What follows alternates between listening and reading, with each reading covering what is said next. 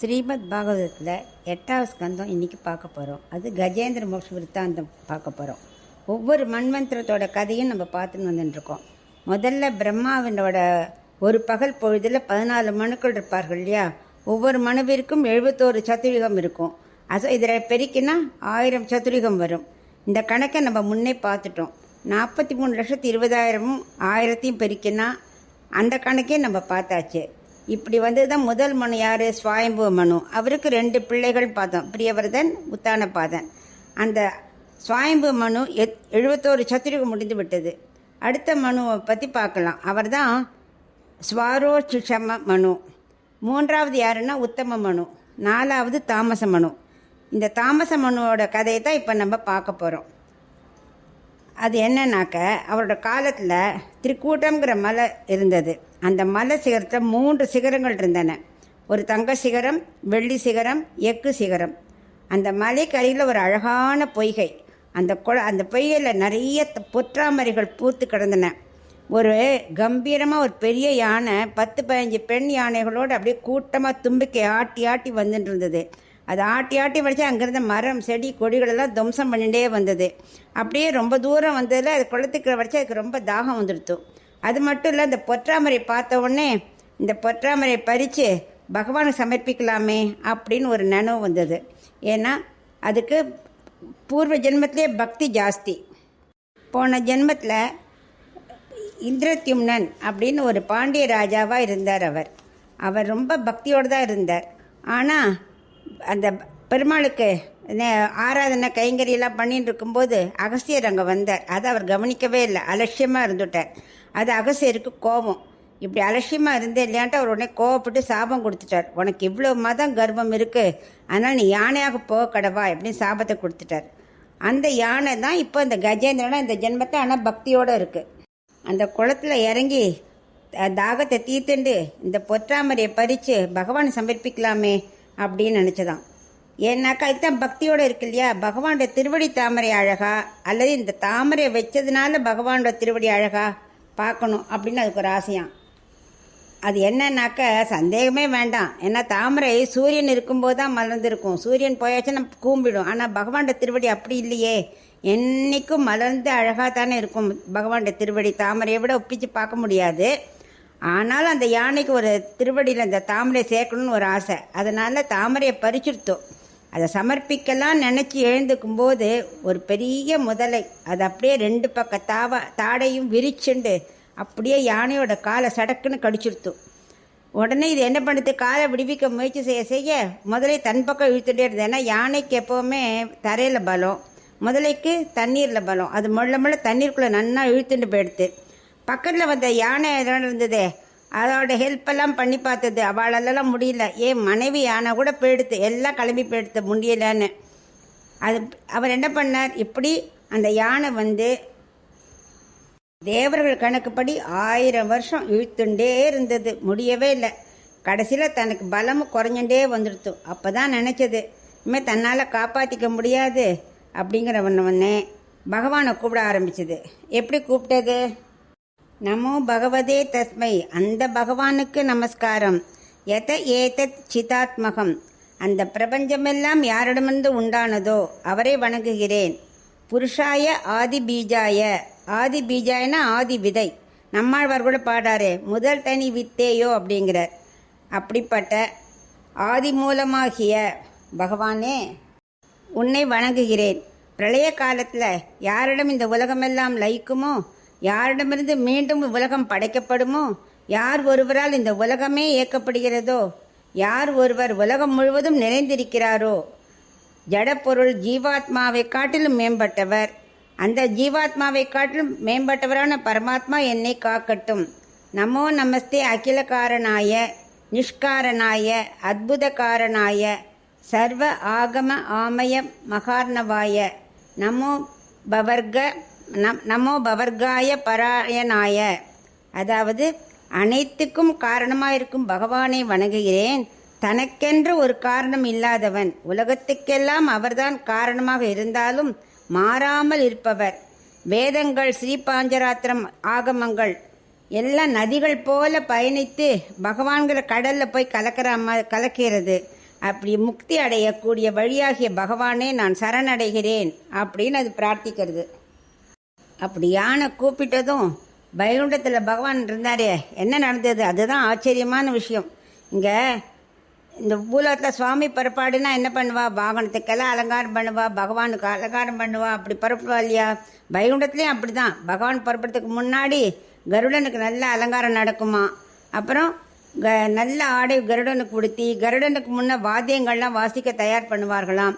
ஆனால் அன்றைக்கி யானை கூப்பிட்டதும் எதையும் காதில் வாங்கிக்கல. அவருக்கு அது மட்டும்தான் உடனே அப்படியே கருடன் மேலே வந்து குதிக்கிறார். எப்பவும் விஸ்வசேனை தான் பகவானுக்கு பாதுகையை சமர்ப்பிக்கணும். அவர் கொண்டு வரத்துக்கு முன்னாடி பாதுகையே கவனிக்கல. அவர் விஸ்வசேனரை தள்ளி விட்டுட்டு பாதுகையை அணியாமல் அப்படியே அருகில் இருக்கும் ஸ்ரீதேவி, பூதேவி, நீலாதேவியோட கூட எதுவும் சொல்லலை. வேகமாக கிளம்புறார். தேவிமார்கள்லாம் பார்க்குறா, ஏன் இப்படி பகவான் பதட்டமாக ஓடுறார் அப்படின்னு ஆச்சரியப்படுறாளாம். வெளியே வெளியே செல்ல வேண்டிய காரியம் எதுவும் இல்லையே, இன்றைக்கி ப்ரோக்ராம்லேயே எதுவுமே இல்லையே அப்படியே அவள் யோசிச்சுட்டே இருக்கா.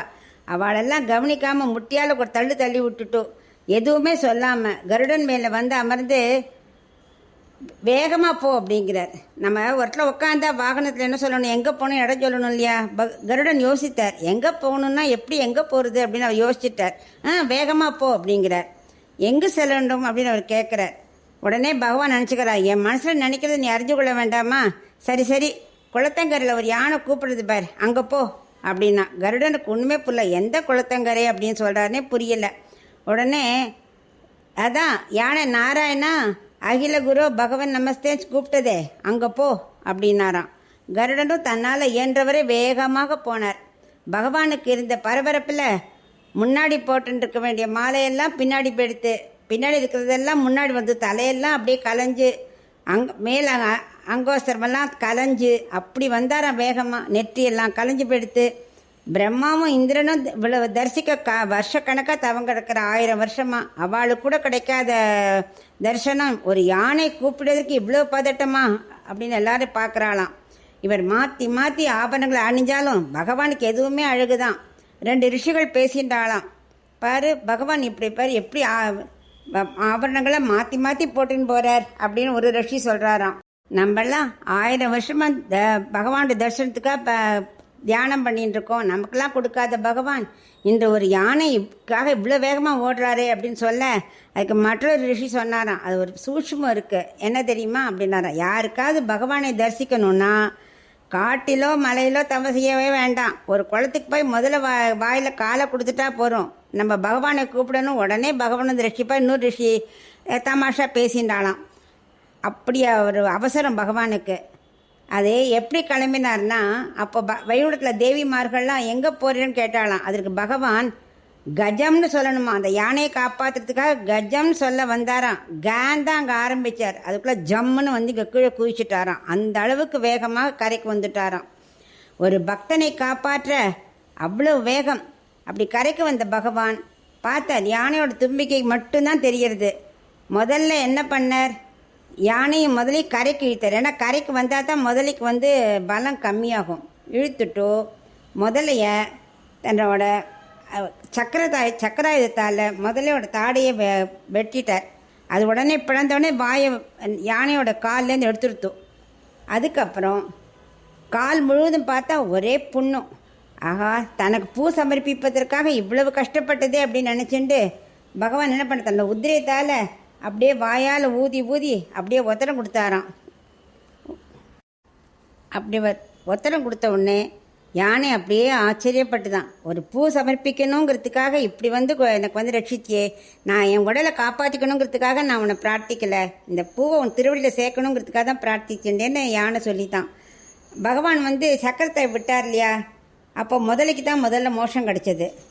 ஏன்னாக்க யானைக்கு அப்புறம் தான் கிடச்சது. ஏன்னா யானை வந்து டைரெக்டாக பகவானோட திருவடியை பிடிச்சது. முதல்ல என்ன பண்ணுது, தெரிந்தோ தெரியாமலோ பாகவதனான யானையோட காலை பிடிச்சது இல்லையா. எப்போவுமே பக்தன் திருவடியை பிடிச்சா அவளுக்கு தான் முதல்ல மோஷம் கிடைக்கும். அதுக்கப்புறம்தான் பகவானோட காலை பிடிச்சவாளுக்கு கிடைக்குங்கிறது ஒரு இது. மேலேருந்து இப்போது தேவிமார்கள் பார்க்குறாளாம். அவளுக்கு ஒரே ஆச்சரியம், பாரு ஒரு யானை கூப்பிடுறதுக்கா இவ்வளோ வேகமா. நான் சீதையாக இருக்கும்போது ராவணனை சிறை வச்சான், 10 மாதம் ஆச்சு, அவர் வரவே இல்லை. அது பார்த்தா இப்போ பார்த்தா ஒரு யானை கூட்டத்துக்காக இப்படி ஓடி வராரு, நம்பவே முடியலையே, யாருக்கு கை கொடுப்பார்னே நம்ம சொல்ல முடியாது அப்படின்னு தேவிமார்களும் ஆச்சரியப்பட்டாளாம். ஆக யானையாக இருந்தாலும் ரக்ஷகன் பகவான் தான் அப்படின்னாக்க கண்டிப்பாக ரட்சிப்பார். இந்த ரட்சித்தனால் இந்த பகவானுக்கு இந்த கஜேந்திர மோட்சத்தை அந்த பகவானுக்கு பேர் ஹரி. அவர் என்ன பண்ணுவார், பாபத்தெல்லாம் களையிறார் இல்லையா, வேகமாக வந்து ரட்சிக்கிறார். அதனால் அவருக்கு ஹரிங்கிற நாமம். இந்த தாழ்ந்த உடலை காத்து கொள்வதற்காக நான் உன்னை கூப்பிடல பகவானே அப்படி தாமரை மலரை காமிச்சுதான். அவர் எடுத்து தன் திருவடியில் அந்த தாமரை சேர்த்துண்டாராம். திருப்தியா அப்படின்னு கேட்டாராம். இதுக்கு பகவான் வைகுண்டத்துலேருந்தே சக்கராயத்தை விட்டுருக்கலாமே, அது முதலில் கொண்டுட்டு யானையை காப்பாற்றிருக்காதா? பண்ணும். ஆனால் பகவான் நேரம் வந்தால் தான் கஜேந்திரனுக்கு தரிசனம் கொடுக்க முடியும். அது பக்தியோடு கொண்டு வந்த மலரை தன் திருவடியில் சேர்த்துக்க முடியும். அதுதானே ஒரு பக்தன் ஆசைப்படுவான். அதனால தான் பகவான் அப்படி ஓடோடி வந்த ரட்சித்தாராம் கஜேந்திரத்துக்கு. அப்படி கஜேந்திர மோட்சத்தை அதுக்கு என்ன பலன்னு பகவான் சொல்கிறார். யாரெல்லாம் இந்த பொய்கையை, அந்த திருக்குட மலை, அங்கே இருக்கிற தோட்டம், சிகரங்கள், திருப்பார்கடல், ஸ்வேத தீபம், இப்படி எல்லாத்தையும் அருணோதய காலத்தில் யார் யாரெல்லாம் நினைக்கிறார்களோ அவர்களுடைய பாவமெல்லாம் நீங்கும். அதுக்கப்புறம் ஒவ்வொருத்தரும் மோட்சம் அடைவார்கள். யாரெல்லாம் கஜேந்திர மோட்சத்தை கேட்கிறார்களோ அவர்களுக்கு கெட்ட சொப்பனமும் வராது, மோட்சமும் அடைவார்கள். அப்படி பகவான் பலன் சொல்கிறார். ஆக கஜேந்திரனுக்கும் சாபம் நீங்கின உடனே அவனும் 4 கைகளோட சங்கு சக்கரத்தோட வைகுண்டத்துக்கு போய் சேர்ந்துட்டார். சாப விமோச்சனம் கிடச்சிருத்து. இதான் கஜேந்திர மோட்சத்தோட கதை. இதோட கஜேந்திர மோட்ச விருத்தாந்தம் நிறைவடைகிறது.